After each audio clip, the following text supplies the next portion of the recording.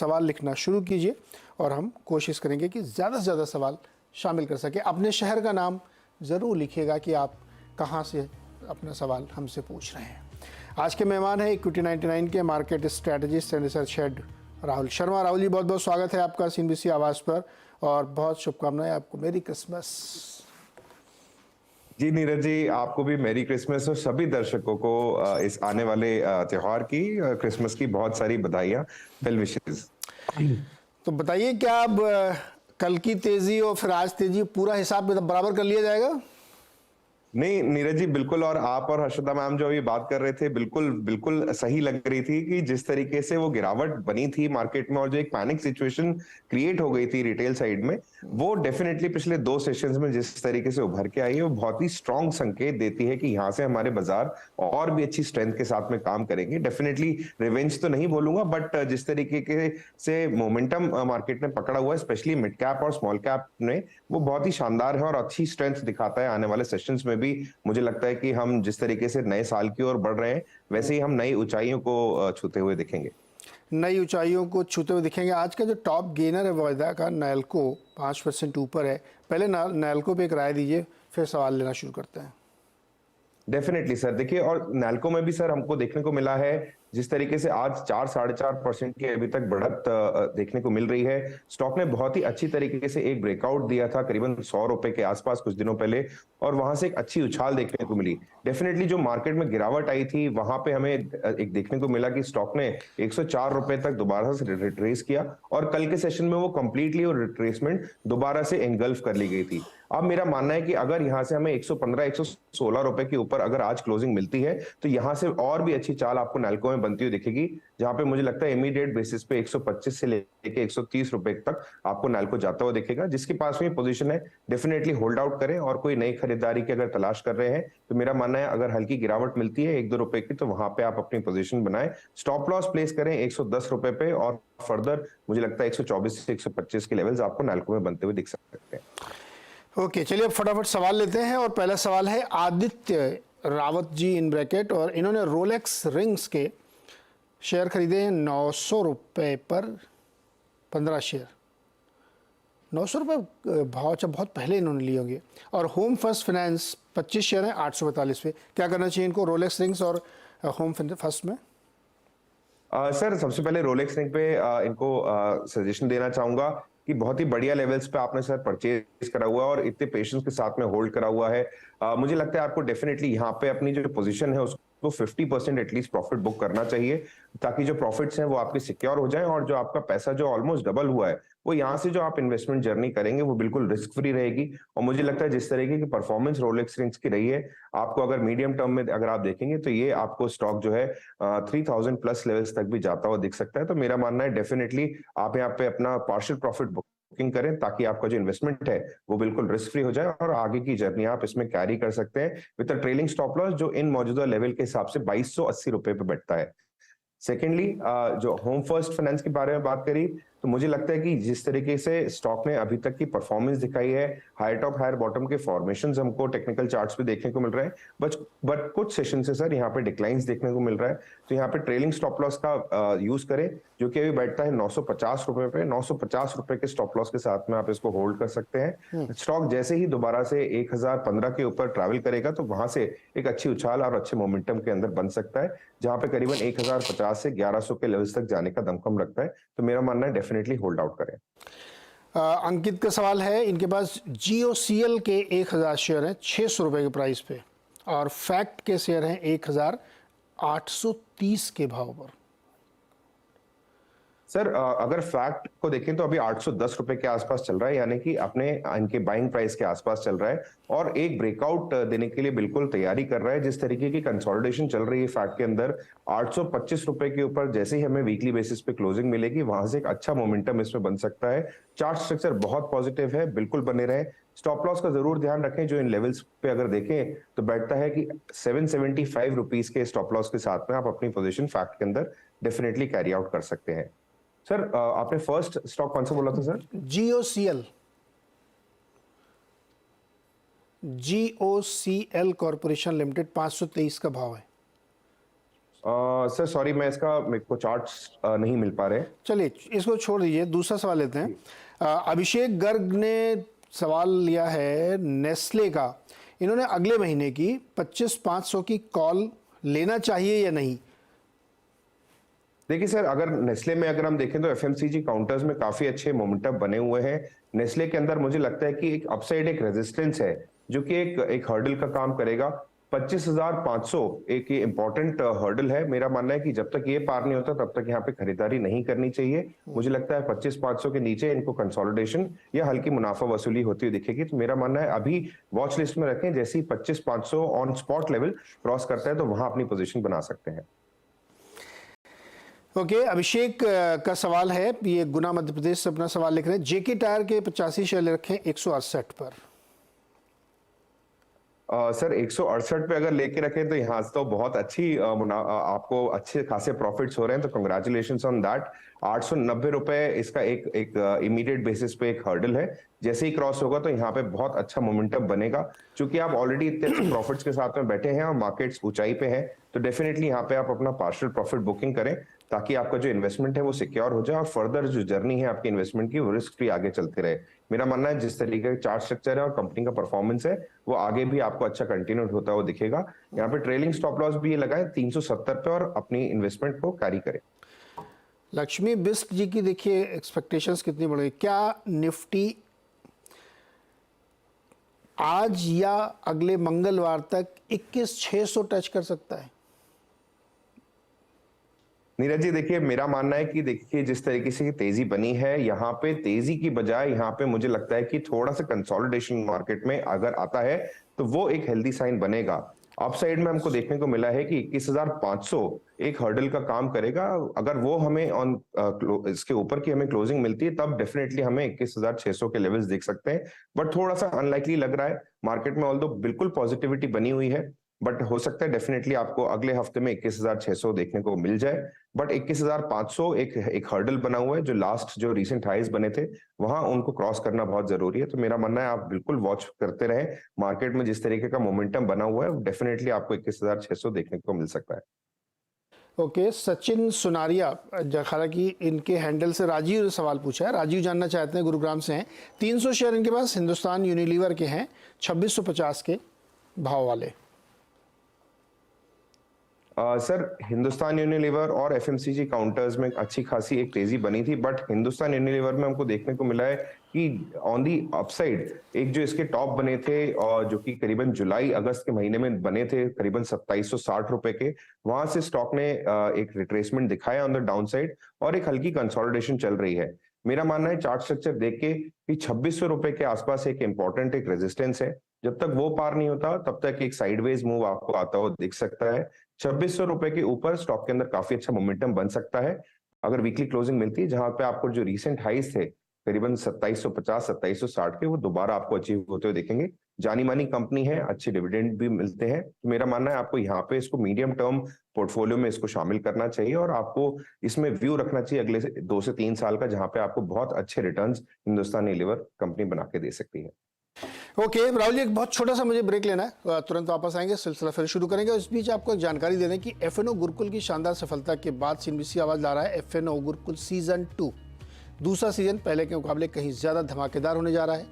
आपके पास इंडस्ट्री के दिग्गजों, फ्यूचर्स एंड ऑप्शंस की बारीकी सिखाने का मौका मिलेगा, और वो भी बिल्कुल सरल भाषा में, ताकि आप इनसे अपनी ट्रेडिंग को बेहतर बना पाएंगे। इस बार गुरुकुल में पोर्टफोलियो मैनेजमेंट पर भी खास फोकस रहेगा। तो फटाफट रजिस्ट्रेशन कराएं और रजिस्ट्रेशन के लिए QR कोड स्कैन करें, हमारी स्क्रीन पर दी गई जानकारी या हमारी वेबसाइट पर जाएं और ज़्यादा जानकारी हासिल करें। इसके साथ ही हमारे सोशल मीडिया हैंडल्स पर भी आपको जानकारी मिल सकती है।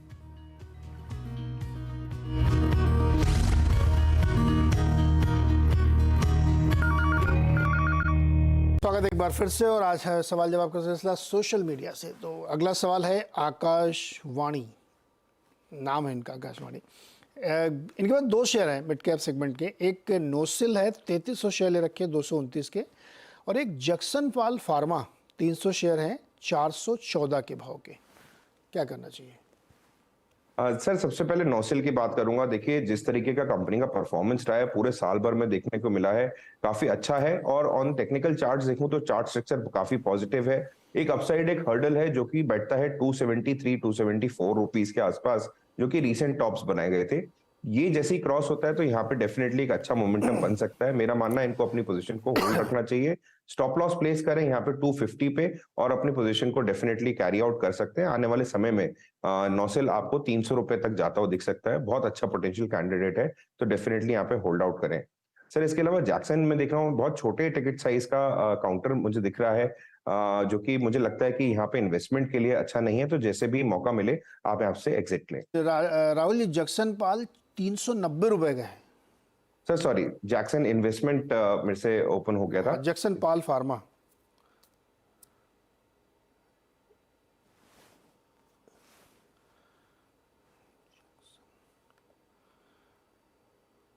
दिखा आपको?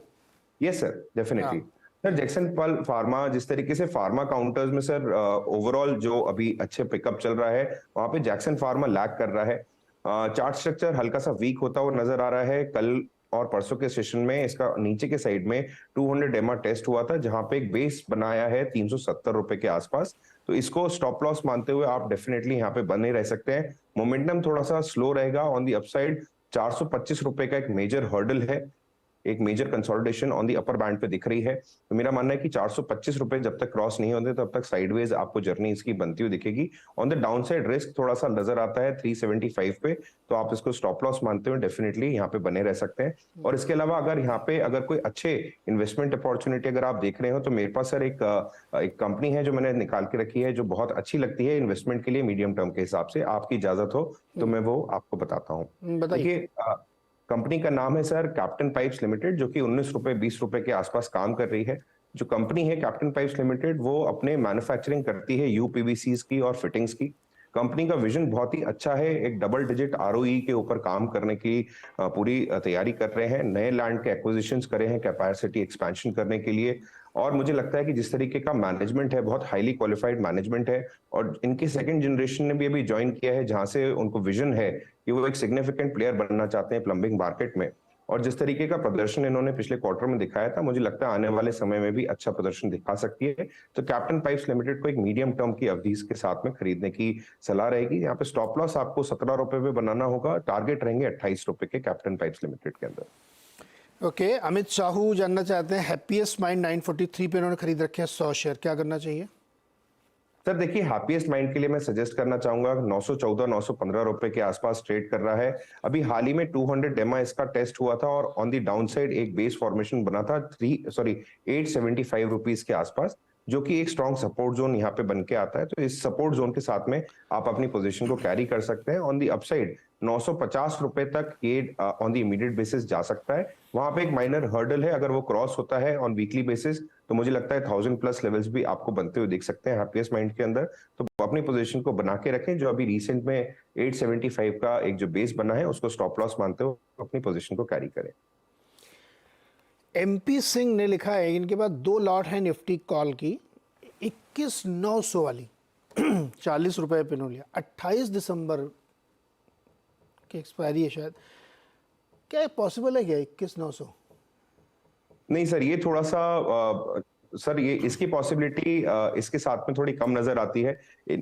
इतना ऑप्टिमिस्टिक डेफिनेटली मैं भी मार्केट को लेके बुलिश हूं सर, बट 21,900 थोड़ा सा दूर लगता है और मुझे लगता है कि ये अचीव होते होते काफी समय लगेगा। तो मुझे लगता है कि इस कॉल के लिए आप चेज ना करें। बेटर रहेगा कि आप 21,600 या 21,700 की अगर कॉल अगर पिक करते हैं, तो वहां पे जरूर आपको अच्छे रिटर्न्स बनते हुए दिख सकते हैं। थोड़ा ज़्यादा ऑप्टिमिस्टिक है सर, ये थोड़ा सा टफ है, थोड़ा सा टफ है। असंभव कुछ भी नहीं, लेकिन थोड़ा सा टफ लगता है यहाँ पे। और समिंदर सूद जी का सवाल है कि इनके पास 20 शेयर है टिमकेन इंडिया के 3375 पे 3 से 6 महीने के लिए। लुधियाना से सवाल भेजा इन्होंने। सर देखिए, चार्ट स्ट्रक्चर पॉजिटिव है और एक ब्रेकआउट देने के लिए फ्लैग पैटर्न का ब्रेकआउट ऑन डेली चार्ट्स बिल्कुल रेडी है। और जैसे ही इसकी क्लोजिंग 32-35 यानी कि 3235 के ऊपर मिलती है, तो वहां पे एक अच्छा खासा इनको ब्रेकआउट देखने को मिलेगा, जो स्टॉक को अगर चार्ट पैटर्न के हिसाब से बताऊं तो 3400 रुपीस के लेवल्स तक ये जा सकता है। तो डेफिनेटली इसमें बने रहें। On the down side risk बहुत लिमिटेड लगती है, जिस तरीके का एक कंसोलिडेशन चल रही है। मुझे लगता है यहाँ पे अगर आप 3170 का अगर स्टॉप स्टॉप लॉस प्लेस करते हैं और अपनी अगर ये इन्वेस्टमेंट को कैरी करते हैं तो आपको अच्छे रिटर्न्स बन सकते हैं। बिल्कुल ब्रेकआउट देने के लिए सर रेडी है फ्लैग पैटर्न का। अरविंद गोयल जी ने लिखा है, अच्छा इन्होंने हिंदी में लिखा पूरा है और गूगल ट्रांसलेशन किया। अरविंद जी आप अंग्रेजी में लिखा करिए क्योंकि उससे समझने में थोड़ी दिक्कत होती है। SAIL steel authority of India limited के 2000 शेयर इनके पास 94 के प्राइस पे बेच दें या होल्ड करें? सर मेरा मानना है इनको होल्ड करना चाहिए। सेल की आज भी अच्छी परफॉर्मेंस देखने को मिली है और कल के सेशन में भी सेल ने बहुत अच्छा परफॉर्मेंस दिखाया था। डेफिनेटली डे बिफोर यस्टरडे एक जो मार्केट में गिरावट आई थी उसके चलते ये नीचे की तरफ रिट्रेस हुआ था 104 रुपए के लेवल्स के आसपास, जो एक अच्छा बेस मुझे लगता है आने वाले दिनों में बना रहेगा। और सेल के अंदर जिस तरीके का मोमेंटम है और ओवरऑल मेटल्स को लेके जिस तरीके से मार्केट बुलिश है, मुझे लगता है इनको अच्छे रिटर्न्स यहाँ पे बन सकते हैं। जो अगले टारगेट्स बन के आ रहे हैं वो 120 रुपए से लेके 125 रुपए के हैं, तो डेफिनेटली सेल के अंदर बने रहे। कोयम्बटूर से एकता शाह ने एक सवाल भेजा है और उनका सवाल है जीएनएफसी पर 663 यानी 663 रुपए के भाव पर इन्होंने खरीद रखे है जीएनएफसी। क्या करना चाहिए इनका? सर डेफिनेटली, और यहाँ पे देखने को मिला है फर्टिलाइजर स्टॉक्स में सर कल भी अच्छा मोमेंटम देखने को मिल रहा था। कुछ काउंटर्स जैसे मद्रास फर्टिलाइजर, चंबल फर्टिलाइजर, काफी अच्छा मोमेंटम बना हुआ है। कल के सेशन में भी जीएनएफसी ने अच्छा परफॉर्मेंस दिखाया था, जहां पे 700 रुपए से इसने 730 रुपए तक की चाल दिखाई थी और आज एक फॉलो बाइंग देखती हुई मिल रही है। मेरा मानना है ये जो मोमेंटम है चार्ट स्ट्रक्चर काफी पॉजिटिव है। ऑन दी अपर साइड 750 के आसपास एक माइनर हर्डल है, जैसे ही क्रॉस होगा तो यहाँ पे काफी अच्छे रिटर्न्स आपको मोमेंटम बनता हुआ दिखेगा स्टॉक के अंदर, जो कि फर्दर इसको मुझे लगता है 785 रुपए तक जाता हुआ दिख सकता है। तो डेफिनेटली यहाँ पे आप बने रहें, अपना जो पोजीशन है उसको एक स्टॉप लॉस के साथ में, जो कि करंट मौजूदा लेवल्स के हिसाब से देखें तो 720 रुपए पे बनता है, तो 720 रुपए के स्टॉप लॉस के साथ में आप अपने इन्वेस्टमेंट को कैरी करें। शिमला से मोहिंदर ठाकुर ने एक सवाल लिखा है और इनका सवाल है एमटार टेक्नोलॉजीज के बारे में। 360 शेयर इनके पास 2496 के भाव वाले, और ये कहते हैं कि हम 3 से 4 साल तक होल्ड कर सकते हैं। तो लॉन्ग टर्म इन्वेस्टर हैं ये मोहिंदर जी, क्या करना चाहिए इनको? एमटार टेक्नोलॉजी 3-4 साल तक होल्ड करेगा? सर मुझे लगता है एमटार टेक्नोलॉजीज वैसे तो अगर चार्ट स्ट्रक्चर देखें तो हल्का सा वीक साइड जा रहा है, अपने 200 डेमा से बिल्कुल सपोर्ट लेता हुआ अभी फर्दर बढ़ रहा है। ये 200 डेमा ऑन डेली चार्ट्स अभी बैठ रहा है 2175 रुपए के आसपास। अगर वो टूटता है तो डेफिनेटली यहाँ पे गिरावट आ सकती है। मुझे लगता है ओवरऑल जो चार्ट स्ट्रक्चर बन रहा है एमटार टेक का, उसके हिसाब से अगर आप लॉन्ग टर्म की प्लानिंग कर रहे हैं तो इसके साथ साथ में जो आईटी प्लेयर्स के जो दिग्गज नाम हैं जैसे कि टीसीएस या एचसीएल टेक, और आज भी अगर देखें वहां पे अच्छी परफॉर्मेंस जारी है और मुझे लगता है कि आने वाले दिनों में भी अच्छी परफॉर्मेंस आईटी से मिल सकती है, जो कि एक लैक कर रहा था प्रीवियस सेशंस में। तो मेरा मानना है एमटार टेक के साथ में आप एचसीएल टेक और इन्फोसिस जैसे काउंटर्स को भी अपने साथ लेके चले। एमटार टेक में जिस तरीके का चार्ट स्ट्रक्चर बन रहा है वो हल्का वीक है, और जो मैंने आपको लेवल्स बताए जो कि बैठते हैं 2175 रुपए के आसपास, वो एक यहाँ पे आपको सपोर्ट की तरह काम कर सकते हैं, और अगर वो ब्रेक हुए तो आपको डेफिनेटली यहाँ से एग्जिट लेके किसी अच्छे बेटर आईटी काउंटर्स जैसे मैंने आपको बताया इन्फोसिस, एचसीएल टेक, वहां पे आप निवेश कर सकते हैं। ओके। अमित साहू के का सवाल है एशियन पेंट पर, और इन्होंने 20 शेयर खरीदे हैं लेकिन सिर्फ 2 महीने दे सकते हैं, क्या करना चाहिए इनको? सर देखिए, एशियन पेंट्स के अंदर काफी अच्छी रिकवरी प्ले आउट होती हुई दिखी थी नवंबर मंथ में, जहां पे एक बेस बना था अराउंड 2935 के आसपास, वहां से बहुत ही बढ़िया इसने अच्छी परफॉर्मेंस दिखाई है, और एक कर्व जो बन के आ रहा है वो एक ब्रेकआउट की तरह नजर आता है मुझे, जो कि बैठता है करीबन 3340 रुपीस के आसपास। जैसे ही ये लेवल्स पार होंगे मुझे लगता है इसमें अच्छा खासा मोमेंटम बन सकता है, जो कि एशियन पेंट्स को दोबारा से 3500 प्लस के लेवल्स तक ले जा सकता है। मेरा मानना अगर आपके पास में 2 महीने का भी समय है तो एशियन पेंट्स एक अच्छा काउंटर है, एक हैवी काउंटर है जहां पे आपको बने रहना चाहिए। Risk on the down side जो भी नजर आती है, मुझे लगता है 3250 पे अगर आप अपना स्टॉप लॉस प्लेस करते हैं तो आपको आने वाले समय में अच्छे रिटर्न्स भी बनते हुए दिख सकते हैं एशियन पेंट्स के अंदर। ओके, अगला सवाल है गिरिराज सिंह का, उदयपुर राजस्थान से हैं ये। इन्होंने जुबलेंट फूड वर्क्स की कॉल ली है 600 वाले स्ट्राइक प्राइस की, 4 रुपये 30 पैसे पर एक लॉट, दिसंबर एक्सपायरी है। हाल फिलहाल में थोड़ा सा मोमेंटम बना, हम लोगों ने मैनेजमेंट से बात भी की थी, काफ़ी पॉजिटिव दिख रहे थे। क्या इनको ये 600 वाली कॉल होल्ड रखनी चाहिए दिसंबर एक्सपायरी की? सर मेरा मानना है होल्ड रखनी चाहिए, क्योंकि यहाँ पे ब्रेकआउट नजर आ रहा है, और अगर ये ब्रेकआउट अगर टर्नआउट होता है तो मुझे लगता है यहाँ पे स्टॉक जो है 600 रुपए तक डेफिनेटली जाता हुआ दिखेगा। तो मेरा मानना है डेफिनेटली इनको जुबलेंट फूड वर्क में अपनी पोजीशन को होल्ड रखना चाहिए। ओके, सौरभ वीर पुणे से है, इनके पास वेदांता के शेयर्स हैं। एवरेज बाइंग प्राइस इनका 389 का है और 279 क्वांटिटी है 1 से 2 साल के लिए। 389 को ज़्यादा ऊपर नहीं ले लिया इन्होंने? सर डेफिनेटली लिया होगा क्योंकि वेदांता में बहुत ही अच्छा एक कंसोलिडेशन चल रहा था। उसके बाद में डेफिनेटली काफी गिरावट आई है जहां पे कई मौके इनके पास में एवरेजिंग के लिए मिले थे। देखिए एक बहुत ही हेल्दी डिविडेंड पेइंग कंपनी है। बीच बीच में डेफिनेटली कुछ न्यूज आ रहे थे जो कि नेगेटिव सेंटिमेंट्स क्रिएट कर रहे थे, बट मेरा मानना है इनको अपनी पोजीशन को एवरेज करना चाहिए। अगर लॉन्ग टर्म होराइजन है, 2 से 3 साल का समय है, मेरा मानना है इनको वेदांता के अगर ये आज या फिर डिक्लाइंस पे अगर और एक्यूमुलेट करते हैं तो मेरा मानना है इनको आने वाले समय में अच्छे रिटर्न्स बनते हुए दिखेंगे। कंपनी का जो ओवरऑल स्ट्रक्चर है वो काफी पॉजिटिव लगता है मुझे।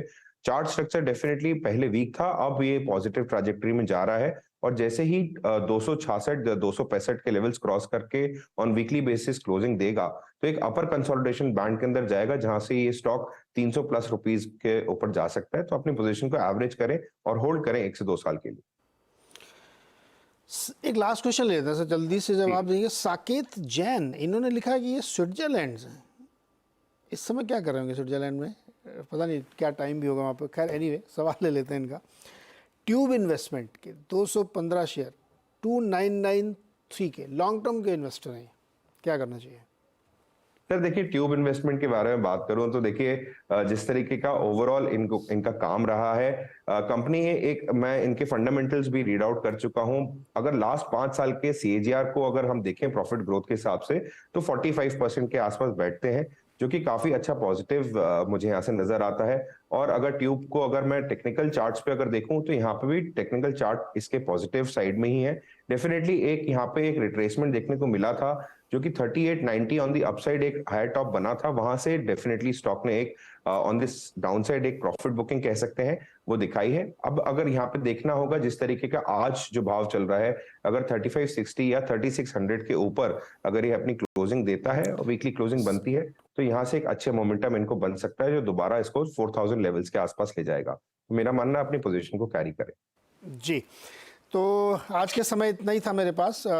मैं एक रिक्वेस्ट ये कर रहा हूँ कि जैसे बहुत सारे लोग कई क्वेश्चन रिपीट हो रहे हैं, मान लीजिए सेल पे जवाब दे रहे हैं तो फिर सेल पर आपका क्वेश्चन भी उसमें large by and large cover हो जाता है, तो उसको आप सुन लीजिए, तो मैं उसको अवॉइड करूँगा।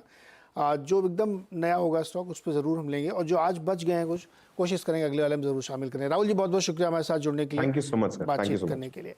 समय बिल्कुल खत्म हो गया, एक छोटा सा ब्रेक लेते हैं और ब्रेक के बाद देखिए आप खिलाड़ी नंबर 1।